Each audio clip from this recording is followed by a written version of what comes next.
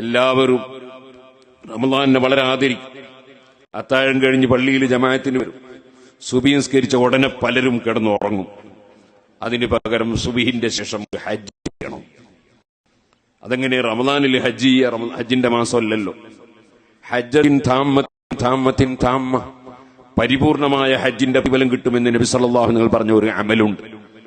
അതെന്താണ്?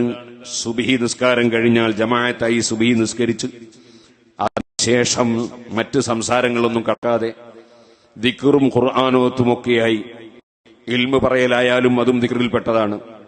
അത് കഴിഞ്ഞ് സൂര്യൻ ഉദിച്ചു ഉയർന്ന് 2 റക്അത്ത് സുന്നത്ത് നിസ്കരിച്ച്, സലാത്തുൽ ദുഹ എന്നോ സലാത്തുൽ ഇശ്റാഖ് എന്നോ എന്ത് പേര് പറഞ്ഞാലും 2 റക്അത്ത് സുന്നത്ത് നിസ്കരിച്ച് നമ്മൾ പോയാൽ ഒരു ഹജ്ജിന്റെ പൂർണ്ണമായ ഹജ്ജിന്റെ പ്രതിഫലം കിട്ടുമെന്ന് നബി സല്ലല്ലാഹു അലൈഹി വസല്ലം പറഞ്ഞതാണ്.